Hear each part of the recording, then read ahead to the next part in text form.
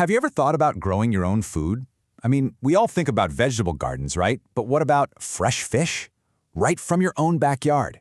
Well, today we're going to break down how to farm tilapia at home. A fish that's so tough and grows so fast, it's pretty much perfect for anyone just starting out. So, let's just kick things off with a big question. Could you really actually raise 100 pounds of fish in your backyard every 6 months? I know, it sounds like something you'd need a massive commercial farm for. But as you're about to see, it's way more doable than you'd think. And that's exactly what we're going to do here. We're going to pull back the curtain on the whole process and show you how a pretty simple, well-managed system makes this totally possible. Honestly, it all just boils down to a few key ideas. All right, first things first, the gear. What does a backyard fish farm even look like? Well, you've got options. Everything from cool DIY projects to these all-in-one kits you can buy off the shelf. You could totally go the DIY route, kind of like this setup from Lartman Farms. He just used these repurposed industrial totes. It's a weekend project that can save you a ton of cash. Or you could just buy a ready-made kit like the Mini Fish Farm and be up and running almost immediately. But what's really fascinating here is that even though they look totally different, they work in the exact same way. The goal is always the same: hold water and keep those fish happy.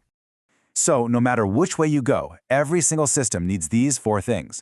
You need a tank, something around 500 to 1,000 liters. You need a water source, and believe it or not, plain old tap water works just fine once you get the chlorine out. You absolutely need a filtration system to deal with all the waste, and an aeration system to get oxygen in the water. These are the non-negotiables, for sure. Okay, let's get to the most important part. And I'm serious, if you only remember one thing from all of this, make it this. The real secret to growing healthy fish.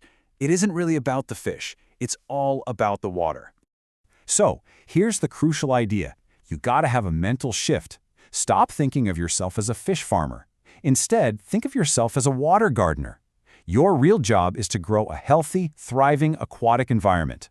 You get the water right, and believe me, the fish pretty much take care of themselves. And the key to having that perfect water is a process called biofiltration. Now, I know that sounds super technical, but it's totally natural. It's how nature has been cleaning water for, billions of years. All you're really doing is creating a little 5-star resort for beneficial bacteria, and they become your microscopic cleanup crew. And this is how it works. Step 1, your fish produce waste, which creates toxic ammonia. That's really bad for them. But then, your first team of helpful bacteria shows up, eats that ammonia, and turns it into nitrite, which, is also toxic. But don't worry, because then a second team of bacteria comes along, eats the nitrite, and turns it into harmless nitrate. And nitrate is basically just plant food. Problem solved. And hey, don't just take my word for it. The professional manuals for these systems all say the same thing. Getting a handle on that initial ammonia is the single most important job for anybody starting out. If you can control the ammonia, you're already halfway to success. So let's talk about the day-to-day. Once your water is stable and that amazing little bacteria colony is doing its thing, the whole rhythm of your farm really just becomes about feeding your fish and watching them get bigger. So how much food are we talking about? Well, a really good rule of thumb is about 3% of their total body weight in the tank every single day. Of course, as they grow, you're going to have to feed them more. Nailing that amount is key. It keeps them growing and keeps your water from getting nasty. But, numbers are only part of the story. Like Lartman from Lartman Farms always shows, the best tool you have is just your own eyes. Make a point to actually watch your fish when you feed them. Are they swimming around like crazy? Are they gobbling up the food? A change in their appetite is almost always the very first sign that something might be a little off in your system. Okay, so we've covered food and water quality. But what about everything else? Is there one thing, one variable, that can just dramatically speed up their growth and boost their health? Well, Lartman Farms actually ran a cool little experiment that gives us a super clear answer. So what he did was he set up 2 identical tanks. One had a simple little aerator in it, just an air stone making bubbles. The other had nothing. And get this, after just 1 week, the difference was incredible. The fish in the tank with the bubbles were noticeably bigger and healthier, and very few of them had died. Meanwhile, the fish in the other tank, they were smaller and obviously struggling. Yeah, the takeaway here is just impossible to miss. Those little bubbles make a huge difference. Aeration gives the fish the dissolved oxygen they need to really thrive, especially when you've got a lot of them packed into one tank. It's not some fancy add-on, it's a lifeline. So, you've mastered the water, you've got the feeding down, you've got aeration humming along. What's the big payoff here? Well, it's about more than just harvesting some fish. It's about creating this incredible, sustainable cycle right in your own backyard. Hey, remember that harmless nitrate we talked about? The end product of that whole nitrogen cycle?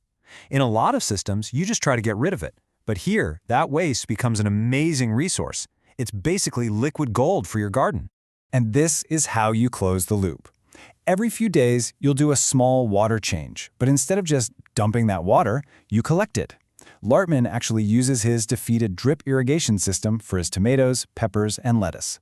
The fish feed the plants. It's a perfect little relationship. And just when you think it can't get any cooler, the system can become even more self-sufficient.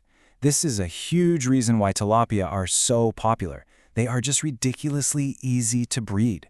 All you need is one male and a couple of females, and you can start what's called a breeding colony.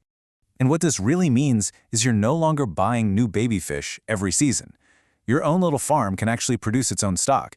You're creating a continuous, self-sustaining source of food, right there. It's pretty much the ultimate goal for a lot of backyard farmers.